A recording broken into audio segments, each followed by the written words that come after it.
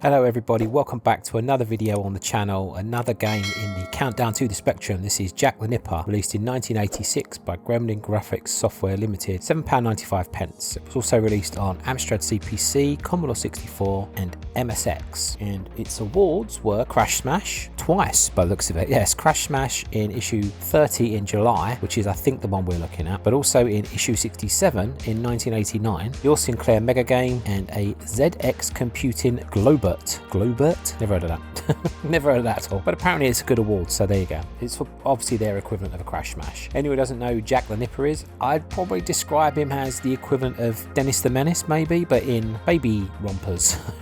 That sort of thing. He's like the young child version of Dennis the Menace, basically, just going around causing all kinds of mayhem. I don't know if you wouldn't really describe it as a platform game. I guess you'd kind of describe it as an arcade adventure style game, really. But a lot of fun to play. Do have some memories of this. In fact, my memories more were of Jack the Nipper 2, Coconut Capers. That's the one I really got into. I kind of did it in reverse order, I think. When Jack the Nipper 2 came out, I got that, played that to death, and then went back and played Jack the Nipper because I'd never played it before. In my mind, it wasn't as good as Jack the Nipper 2, but that's because that was the first one I played. I'm not quite sure how they compare in terms of magazine reviews and stuff. Maybe you guys can let me know in the comments what you think. I have definitely had greater memories of playing Jack the Nipper 2 though. Created by Greg A. Holmes, Nick Lahr, Peter Harrop and John Holmes apparently, and it was a 48k game. I don't know if there was a specific 128k version of this. I'm not 100% sure. If there was though, a lot of the 128k games in these days were more to do with like just giving it a musical upgrade really, weren't they, than anything else. That seemed to be the case in a lot of games anyway,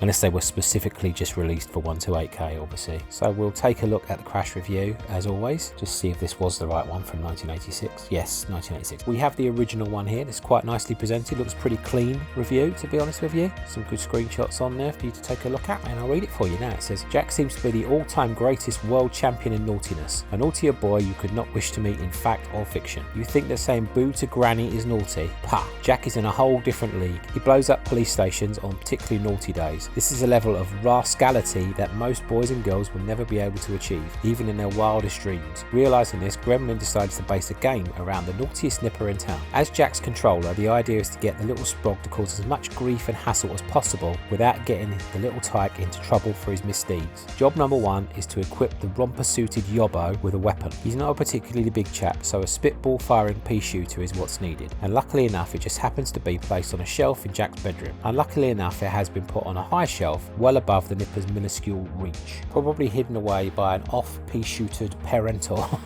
That's a hell of a way of putting that. Jack's sproing and cavort factor, the product of a couple of years of packing away the Farley's rusks and creamy baby food, makes him hyperactive, probably all that E102. Anyway, with a mere wiggle of the joystick or prod of the appropriate keys, it's possible to propel this pint-sized person skyward with the greatest of ease. Few well-timed jumps put Jack where he wants to be, and he has two pockets in his suit for carrying menacing items. Leaping around on the furniture soon brings the vegetable propelling tube within Jack's tiny grasp. Now the mayhem can really begin. Jack's task is to complete around 20 dastardly stunts to boost his naughtyometer up to the 100% mark. There are hazards however, and when you're as young as Jack, one of the main problems with day-to-day life is dreaded body rash caused by a wet and soggy nappy. Collisions with any of the other characters in the game aggravates the condition as they mete out a good hiding to the miscreant. Jack's rash rating climbs on a bar in the status area, and one of the 5 lives available is lost each time the rash factor goes critical. Parents and shopkeepers give chase whenever a naughty deed is done in their presence, and ghosts also give Jack trouble. Luckily, Jack's pea shooter can be used to exorcise spectres. More often than not, a ghost will disappear with a pea in its ear. Pea blasting anybody else, including Bonzo, the nipper's pet dog, causes them to chug after you and increase poor little Jack's rash at an alarming rate. Naughty points are won for completing each of the tasks set out for Jack, most of which involve taking the right object to the right place. For example, Jack can scare the insides out of cats by finding a horn and honking it next to a slumbering pussy.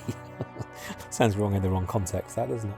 Jack's naughtyometer pops up nearly as fast as the poor old Moggy, which is left clinging by its claws to the ceiling. What a naughty chap. Extra naughty points can be collected by taking objects and dropping them from a great height so they can smash. The town consists of some 50 locations portrayed in a semi-3D way, and all the characters have been drawn in a cartoon reminiscent of Woody the Kid and other comic book heroes. Jack can move left, right and in and out of the screen in the same way old Grumpy Gumphrey moved around in Super Sleuth. The objects Jack is carrying are shown in the pocket at the top of the status area, area, and some careful juggling is sometimes needed to make sure the right item gets to the right place. Lose all the lives and the game's over, and Little Nipper trolls onto the screen with a sarcastic appraisal of your attempts at menacing. Oh well, never mind. Living up to the expectations of the naughtiest Nipper alive is not an easy task. Closet vandals will have lots of fun with Jack the Nipper. And we'll just scroll down to halfway along the comments to read. Keyboard play, responsive but slightly odd layout. Use of colour, monochromatic, cartoon, tidy. Graphics very apt, lovely cartoon characters. Sound, jolly tune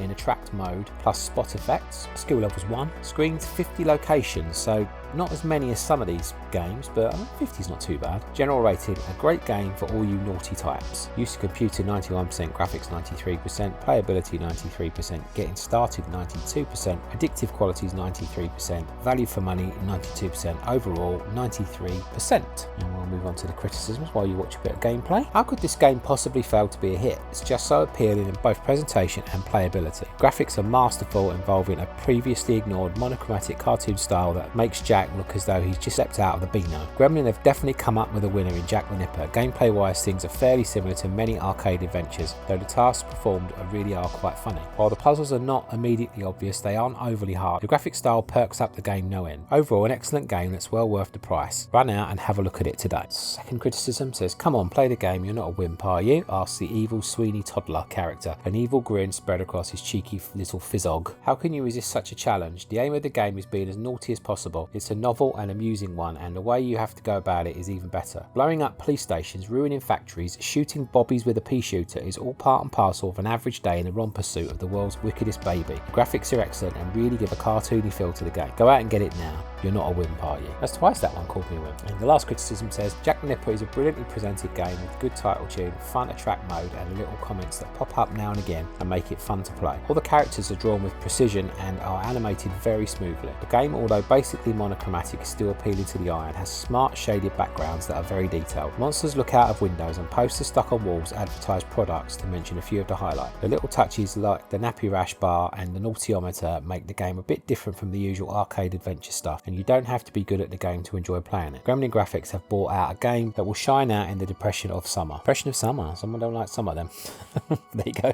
I'm not a massive fan, to be honest with you either. So there we have it. Yes, I think Jack the Nipper, it's going to bring back those kind of memories almost of like what we were talking about in the previous day with School Days, where it's one of those games where, you know, it's good fun to be a kid, a naughty kid just going around causing trouble. I mean, this one's going back a little bit further either than if you're being Eric from School Days, for example, because obviously you're going back to nappies and stuff like that. But it's a very fun game, and it's got great concepts. I think the concept of your life being nappy rash is definitely a funny one, isn't it? And the fact that, you know, you're not actually getting in trouble for causing trouble in this game. You actually need to cause trouble. You know, that's your currency in a sense, isn't it, to fill up that naughtyometer? And it's definitely a lot of fun. I can't remember the major differences between this in terms of gameplay and the second one. I'm pretty sure it was quite different, but I know the second one was set in a jungle, and that's why it's called Coconut Capers. But I don't quite know how that was presented in terms of like the gameplay differences, because that's the game I remember more than this one as such. So I'm really looking forward to playing a bit more of this, to be honest with you. I definitely remember this the least out of the two. I think I did that with a couple of games when I was a kid. You know, sometimes you would, because the first one maybe came out a little bit too early for you in terms of like age wise and stuff, you'd often play the second one first and then realise how good it was and go back and play the first. There are a few games where the second game was better as well, like in terms of like Target Renegade. Even Back to School I found better than School Days. I think Saboteur 2 was better than Saboteur, for example. So yeah, they did quite know how to do a better sequel in them days. That wasn't always the case, to be honest with you. It's not always the case nowadays as well, but in the Specky days, quite a good number of the sequels actually improved upon the original, so that was good. And for me personally, I liked Coconut Capers better than this one, but that's because I just fell in love with that game when I played it. Doesn't necessarily mean it's a better game, you know, and I'm certainly not a magazine critic, and you might turn around to me, and if you've played this game a lot, and say, well, I know Jack the Nipper was hands down a better game. I don't know, but I just don't have the overall love for this one that I had for the second one, but that might just be a question of like when it came out. You know, I was more into gaming back then, and also I was a little bit older too. So okay everybody, thank you so much as ever for watching. Really do appreciate all your support and all your nice comments. I've had so many nice comments in this series. People are really getting into the spirit of it, you know, and apparently these videos are helping to hype people up, so I'm very, very happy. That was the plan, to do one a day and just get that little bit built up. It was easy to talk about games that weren't on the system, but I thought for hype's sake it would be good to talk about games that are on there, just in case you're one of these people that's going to buy the machine but maybe not add games. You're just going to play the 48 that are on there, so we want to give them some love. And they picked a great selection, let's be honest, they really did, so hats off to them. But like I said before, we're coming up to an area now on this countdown with the last few. I played them pretty much all, but there are a few games on there that I don't know very well, and there are actually a few games that I've never played before, so it's going to be a little bit trickier to talk about, you know. So maybe I'll try and play them before I do the videos, like a little bit more extensively. Obviously I will play for video footage anyway, but we'll see what happens on that one. But I might be bowing down more to your expertise in the comments once I do those ones, but we'll see. I hope you'll forgive my ignorance. Obviously, like I said, thousands of games available for the ZX Spectrum. You can't blame me if there's a couple out there I never played before, but I picked them because I know they're very popular with people, and I wanted to give them their due, because I don't want people in the comments saying to me, well, you didn't pick this game, it's one of the best games on the Spectrum. You know what I mean? It's like, it's not fair of me to say I'm not going to pick it because I don't know it personally, because I'm hoping that a lot of you guys will. So there we go. All right then, thank you so much. Day 13 done with. Day 14 back tomorrow. Thanks everybody, take care, speak to you soon, bye for now.